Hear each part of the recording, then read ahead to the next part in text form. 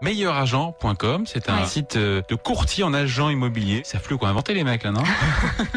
Sébastien Lafont, vous êtes président d'une agence immobilière, c'est ça? Sébastien Lafont, c'est vrai, nous sommes une jeune société. C'est derrière ces fenêtres anonymes que sont installés les bureaux du site Meilleurs Agents. Meilleurs Agents qui lance donc une campagne de pub à la télé. Et oui, c'est une première pour le site d'estimation immobilière en ligne, avec un spot qui met en scène Louis XIV et son contrôleur général des finances Jean-Baptiste Colbert.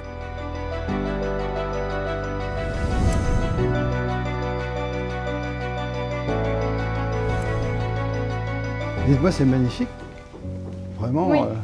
Je vous dirais bien que je suis un peu jaloux parce que j'ai jamais eu des locaux comme ça.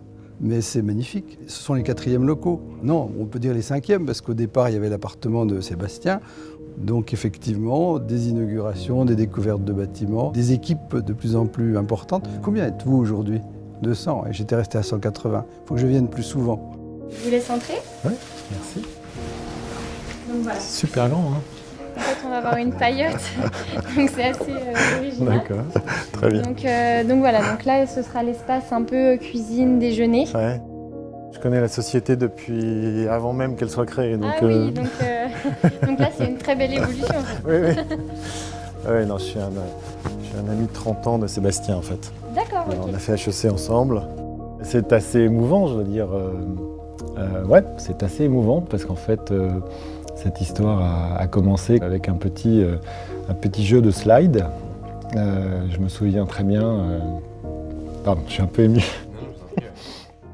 Ouais, je les ai connus donc en train de faire de la peinture, poser de la moquette. Je crois que c'est Jordan qui avait posé la moquette un peu. Il y avait ça ondulait parce que c'était pas exactement la bonne taille.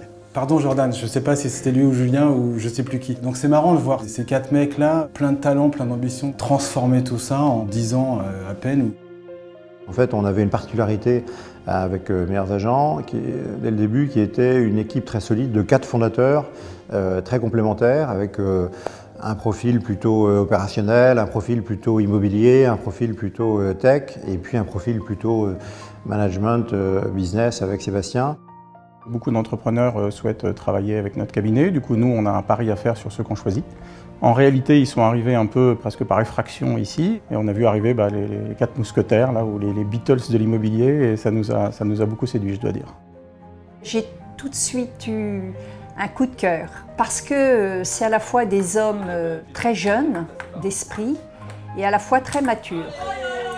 Ils ont envie de réussir, mais tout en gardant cette humanité entre eux. J'ai eu, je dois dire, le bonheur de faire la connaissance de Sébastien Lafont, qui a fait appel à mon cabinet alors qu'il ne savait pas comment procéder au montage d'une idée très originale. Ils étaient en train de se poser une question très simple et en même temps compliquée. Est-ce qu'on va pouvoir prospecter des gens dans la vente de biens immobiliers, recueillir des données sur eux et sur leurs besoins en ligne, par téléphone, et quel est le modèle économique de tout ça? Et donc il fallait faire des pilotes sur de la télévente, de la détection de projets, et j'ai commencé à intervenir pour eux comme consultant pour les aider avec mon savoir-faire, pour leur donner des pistes technologiques de process et marketing.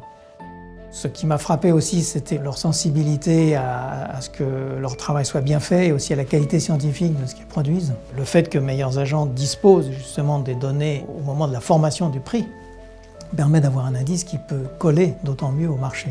Et arriver à mettre ensemble le monde professionnel et le monde académique, c'est toujours très riche en termes d'échanges. Quand c'est bizarre et c'est farfelu, c'est là où on a envie d'y aller.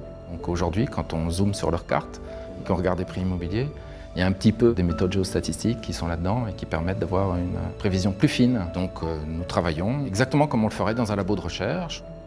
Les anecdotes les plus amusantes, c'est les relations qu'ils pouvaient avoir au tout début avec les agents immobiliers. On a eu beaucoup de mal à leur expliquer qu'en réalité, on n'était pas des concurrents, mais que Meilleurs Agents était une aide considérable pour la réussite de leurs agences.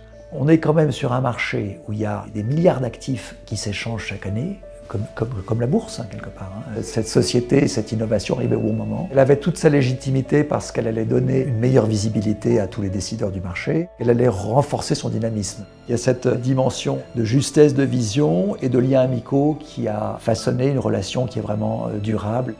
Le premier conseil qu'on leur a apporté, c'est ayez quelque chose à dire. Il faut du contenu. Si vous voulez prendre la parole, il faut avoir du contenu. Il faut avoir quelque chose à dire et de préférence quelque chose de nouveau, de pertinent, d'impertinent, d'intéressant. Le baromètre est né d'une discussion avec Sébastien et juste pour la petite histoire, on a ensemble fêté le 100e il y a quelques semaines maintenant. Après, il y a le grand moment fondateur qui a quand même été le grand coup de pub du départ. On s'est levé à 4 h du matin, on s'est habillé de kawaii pour pas se mettre de la peinture partout. On allait faire des tags et des pochoirs voilà, sur les trottoirs de Paris pour donner le prix du mètre carré. Là, ils sont mis en mode warrior, Jordan et Julien. Là, il fallait lancer un peu l'histoire, lancer le site. Évidemment, l'idée, c'est d'aller mettre ces mètres carrés partout devant les médias dans Paris. Devant Europe 1, on peut lire ce prix, 10 980 €. De quoi s'agit-il? Le salaire quotidien de Laurent Ruquier? Non, c'est un vrai coup de pub formidable. C'est malin. Ce qui était assez drôle, c'est qu'il y avait toute l'énergie de tous les gens qui étaient là, qui étaient que des potes en fait. C'est ça leur force, c'est qu'ils ont réussi à fédérer tout le monde et tout le monde y croyait. La preuve aujourd'hui, c'est qu'on s'est pas gouré. Il y a toujours eu cette culture là aussi, à la fois de la solidarité et de la célébration du succès. Hein. Il y a eu des fêtes mémorables quand même. Hein. Je me souviens d'une soirée dans un club de speed dating qui était assez particulière. Et il y avait une petite tension à l'idée d'arriver dans un club de speed dating pour une soirée corporate. Et j'ai vu l'entreprise changer de modèle économique, changer de test, aller toujours au bout, comme des laborantins qui cherchent un code source, une molécule, etc. Très sincèrement, j'aurais eu une relation de fournisseur à client, je les ai envoyés bouler 150 fois. Je me souviens notamment d'un moment un peu difficile où la société a justement décidé de passer d'un modèle transactionnel à un modèle d'abonnement, où elle a imposé à un certain nombre des agences de son réseau de devoir payer un abonnement pour quelque chose qu'ils avaient gratuitement avant. Et là, il y a eu un moment très dur qui est qu'en l'espace d'1 mois, on a perdu peut-être la moitié de clients et donc on avait une courbe de reporting un peu effrayante au board. Là-dessus, alors c'est mon ami, donc je vais être forcément taxé de partialité, mais je pense que Sébastien est d'une résilience totalement délirante. Pour lui, il n'était pas question de baisser les bras parce qu'il y avait trop de gens dans l'entreprise qui croyaient au projet, qui s'étaient investis, qui avaient rejoint l'entreprise. C'est ça, je pense, qui lui a donné le courage et l'énergie pour continuer à se battre, pour trouver les solutions. Ils disent toujours que je suis leur bonne fée et que mon métier, ou peut-être ma qualité première, c'est de pouvoir lire au travers des personnes.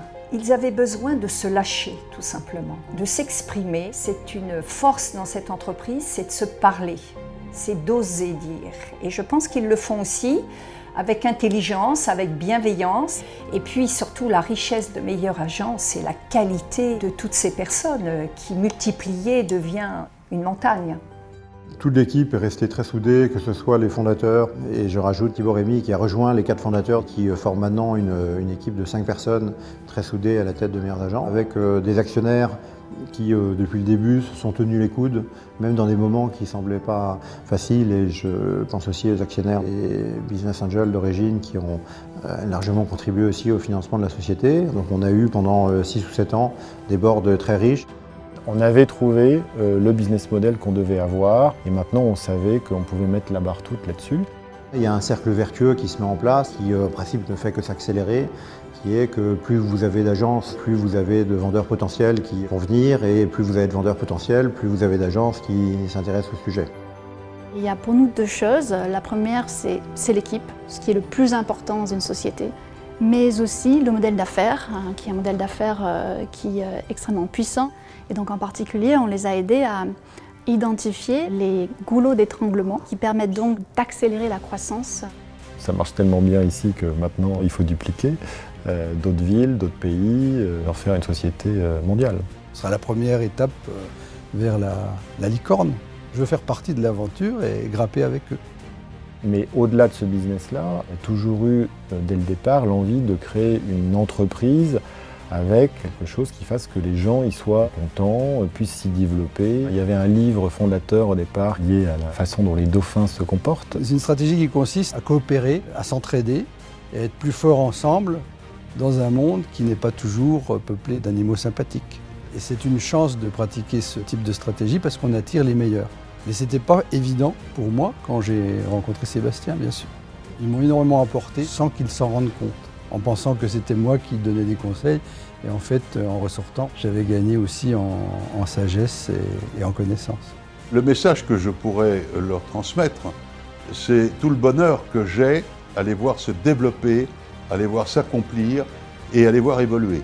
On a franchi un certain nombre de marches dans l'escalier. Il y en a encore pas mal qu'on va franchir. La réussite de Meilleurs Agents, c'est un bonheur.